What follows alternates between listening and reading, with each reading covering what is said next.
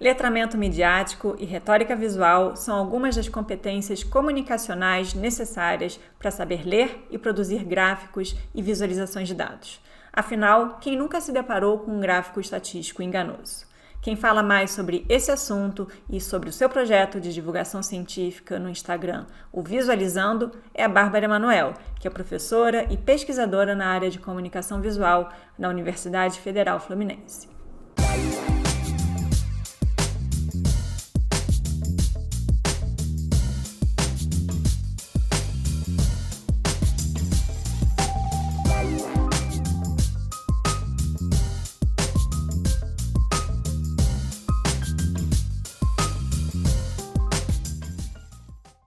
Eu sou Júlia Gianella, pesquisadora, professora e consultora na área de visualização de dados, design da informação e design de interação.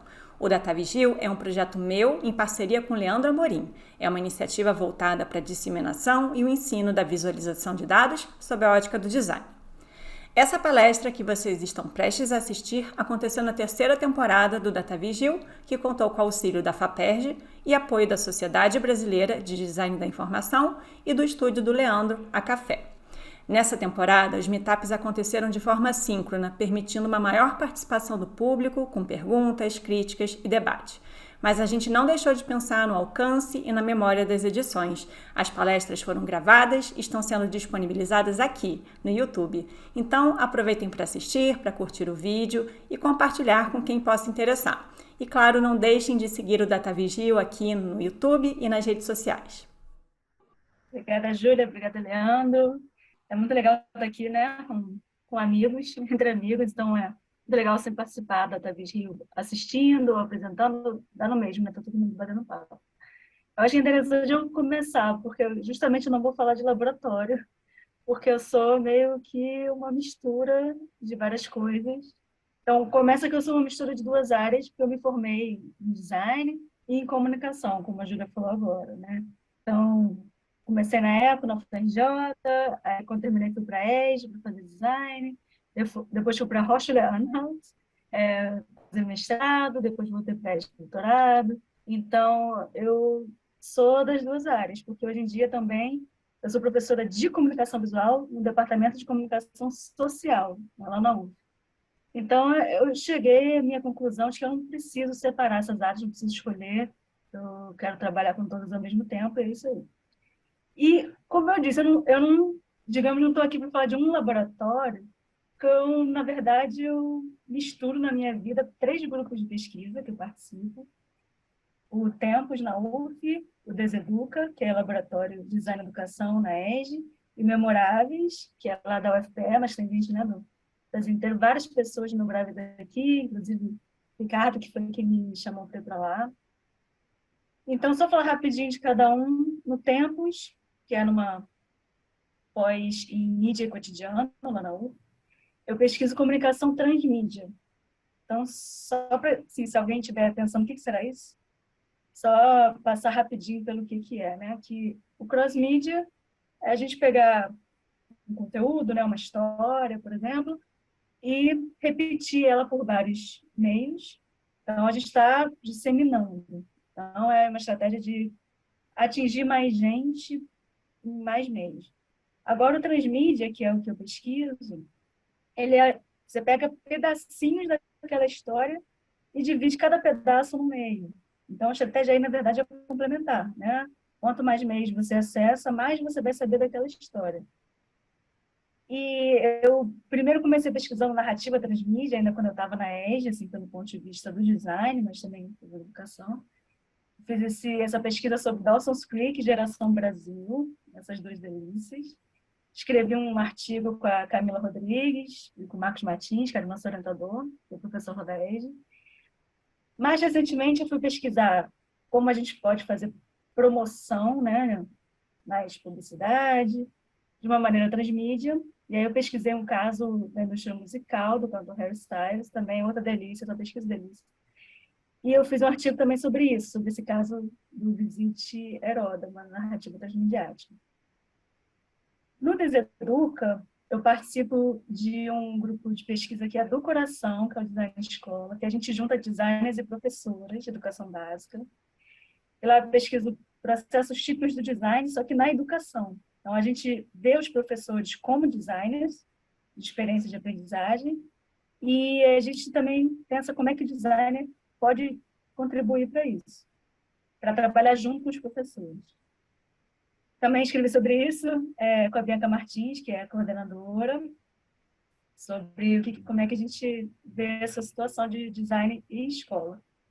E nos memoráveis, que tem uma linha bem forte de memória gráfica, e outra linha que é design de formação, que, né, o Ricardo também participa. E aí lá eu pesquiso fronteiras e definições.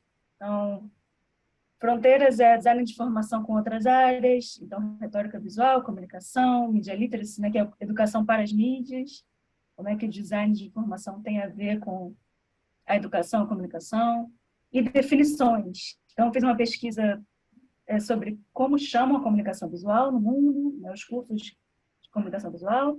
Tem esse projeto do glossário, que o Ricardo está capitaneando, estou participando também, o Otávio. Enfim, tenho essas 3 áreas na minha vida de pesquisa, né, dentro das universidades. E aí o que eu pensei, cara, eu quero unir, né, não quero ficar me separando, porque eu vejo essas áreas muito unidas na minha pesquisa, no meu trabalho. Então, por exemplo, eu pesquisei educação transmídia, que são questões e processos de design e da comunicação na educação. Publiquei também um artigo sobre isso, para quem quiser ver. E media literacy, que é como é que o design de informação comunica coisas para o público e como é que a educação pode ajudar o público a entender. Então, por exemplo, a ler os gráficos eleitorais, que é a pesquisa que eu estou fazendo esse ano, e entender os gráficos, né? Como é que a gente fala sobre isso para as pessoas estarem mais preparadas para não cair em fake news, por exemplo, né? Também escrevi um artigo sobre isso. E aí, o meu ponto aqui tem um monte de artigo que a gente fica publicando, fica nesse estresse de vida acadêmica, porque a universidade também é uma matemática de quantos pontos você consegue para o Sucupira, no Lattes, para uma progressão, né? Quem é de universidade pública, então, ainda é 3 vezes isso. E aí isso foi me dando uma certa agonia, porque assim, olha só quantos artigos que eu estou publicando e que só quem vai ler, assim, vai ser pouquíssima gente que é dentro do mesmo círculo que já sabe tudo isso, né? E eu ficava assim, por que eu estou fazendo isso? O que está acontecendo? Por que tantos grupos de pesquisa e a gente fica falando só entre a gente, né? E aí eu pensei, cara, não, eu tenho que juntar essas áreas de design, educação e comunicação para acabar com essa minha angústia e botar para fora também. Então, eu pensei, cara, divulgação científica, que é uma coisa que eu estava vendo muito pouco ao meu redor, né? Eu, enfim, assim, dentro da academia, imersa lá, muito pouca gente. Por quê? A pontuação é muito baixa, né? Para quem faz divulgação científica. Eu pensei, cara, eu vou ganhar muito mais pontos se eu fizer um artigo num periódico. E aí eu vi que eu estava entrando nessa também, né? E, enfim, estava falando só para quem já sabe de tudo. E aí eu pensei, cara, eu quero falar do design, né, de formação, comunicação visual, não só para designers, pesquisadores, designers que estão no mercado também, quero falar com eles, professores, jovens, crianças, jornalistas, economistas, políticos. Então, como é que a gente pega aquelas nossas pesquisas e fala do design de formação para todo mundo? Então, eu estava sentindo muita falta disso. Então, eu comecei com esse projeto Visualizando, que tem no Instagram e no YouTube. E no Instagram são mais questões atuais, digamos, exemplos, coisas que acontecem e chama atenção, tipo, olha, isso aqui aconteceu, né, esse gráfico bizarro, eu teve essa capa, e é legal porque fica uma coisa mais atual do que se eu escrevesse um artigo sobre isso daqui a 3 anos, né, que ia sair esse artigo, e as pessoas podem comentar também.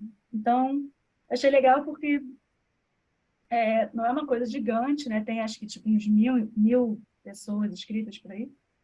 Mas é legal que as pessoas, já que eu nunca vi, me mandam exemplos, né? Tipo, olha, vi esse gráfico enganoso, me lembrei de você, olha só, pode estar me visualizando.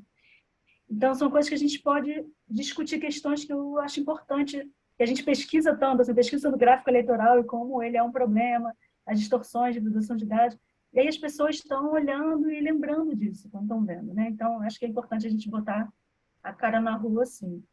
Outra parte é o YouTube, canal Visualizando, que ele começou, né? Vou passar uns trechinhos rápidos de vídeos.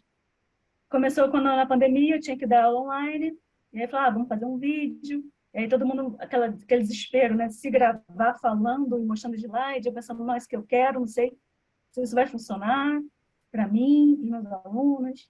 Falei, cara, eu vou fazer uns videozinhos curtinhos sobre os assuntos para ficar mais acessível para eles, né? Enfim, questões de educação também que eu pesquisava. E aí depois eu pensei, cara, vários amigos meus estão nesse desespero também, dando aula e sem material, tem que produzir. Eu vou abrir no YouTube para quem quiser usar também dos meus amigos. Aí acabou que eu fui vendo que eram outras pessoas que estavam usando, que eu não conhecia. Eu falei, cara, beleza, então vamos deixar aberto total. Né? As pessoas me perguntavam assim, posso usar? Tipo, tá para o mundo. E comecei a pensar, né, a gente pode fazer vídeos mais curtos, assim, que possam ser usados nas escolas, né, para falar, os professores falarem com os alunos de educação básica sobre como ler um gráfico, por exemplo, quais são as armadilhas que tem uma visualização. E numa época em que todo mundo está vendo gráfico todo dia na TV, né, porque veio os gráficos de Covid, de vacinação e de casos, então viu achatar a curva. Então, as pessoas estão prestando mais atenção nisso. Então, no ano eleitoral, principalmente, eu acho super importante que todo mundo tenha acesso àquilo que a gente pesquisa de que são questões importantes da visualização de dados. Então, vem mais de uma angústia minha de que, com quem estamos falando, né? Será que a gente está falando com as pessoas que precisam pensar sobre esse assunto junto com a gente, né? E aproveitar as coisas que a gente descobre pesquisando? Então, vem daí, enfim, e é parte das coisas que eu estou fazendo de divulgação científica, mas ainda acho que sempre vai ser muito pouco. Então, convido a todos também a pensar sobre isso e produzirem mais e conseguir que isso seja pontuado de uma maneira que mais pesquisadores se animem para fazer também.